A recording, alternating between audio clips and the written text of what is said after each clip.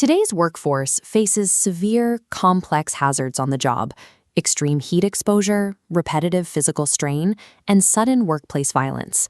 You might assume there are strict federal regulations governing these exact scenarios, but there aren't. For some of the most common and dangerous causes of injury today, the Occupational Safety and Health Administration, OSHA, has zero specific standards on the books. A hospital can be fined $100,000 for poor security after an assault. A meatpacking plant can face massive penalties because the repetitive motion of the processing line causes shoulder injuries. And these facilities face these financial penalties even though they never actually broke a written rule. The absence of a specific regulation does not mean the government lacks the authority to enforce safety. It simply means regulators rely on a broader, overarching safety net. When Congress passed the Occupational Safety and Health Act of 1970, legislators knew they could never write a technical rule for every conceivable hazard. To fill the inevitable gaps, they included Section 5A1. It mandates that employers must furnish a workplace free from recognized hazards that are causing or are likely to cause death or serious physical harm. This short provision is universally known as the General Duty Clause. This single sentence carries immense legal weight. A citation under this clause can trigger penalties starting around $15,000 for a serious violation and escalating to over $161,000 for repeat offenses. It acts as an enforcement hammer. When bureaucratic rulemaking moves too slowly to keep up with modern industry, OSHA uses this living document to hold companies accountable for known dangers. Because the text of the law is so broad, courts require OSHA to clear a rigorous, highly scrutinized four-part test to make a citation stick. This checklist illustrates what OSHA must prove. First, a hazard existed with employee exposure. Second, the hazard is recognized by the industry or employer. Third, it's likely to cause death or serious physical harm.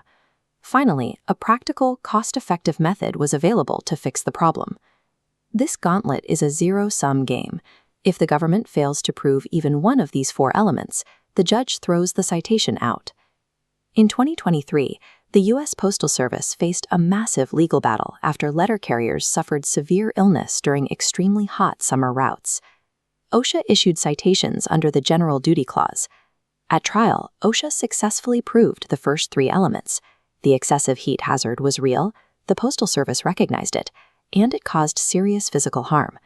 But OSHA ultimately lost the case. They failed the fourth element. The Review Commission examined the government's proposed fixes. OSHA suggested slowing down national mail delivery schedules, hiring extra employees to assist, or acquiring thousands of air-conditioned vehicles. The court ruled these ideas were neither economically nor technically feasible for a nationwide operation. This case illustrates exactly why roughly 30% of these citations are overturned on appeal. Regulatory ambition cannot legally override technical and financial reality. Despite taking losses in court, OSHA is doubling down.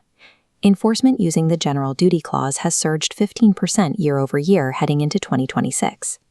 With specific standards for hazards like heat stress and ergonomics stalled in endless bureaucratic rulemaking, this catch-all provision remains the agency's primary weapon for modern workplace enforcement. This inverted pyramid represents a safety framework known as the hierarchy of controls, which serves as an employer's best shield against a citation.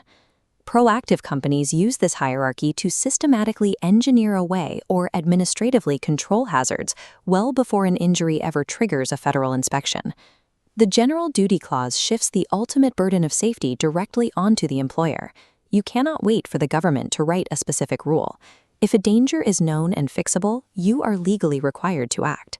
The General Duty Clause is a paradox, a blunt, incredibly broad instrument kept in check by a highly rigorous standard of proof in the courts. The General Duty Clause covers everything. Know the test, abate recognized risks, and remember, it's OSHA's most versatile tool. Ignore it, and you'll pay dearly. If you want to learn more about workplace safety and OSHA rules, subscribe to HSE Study.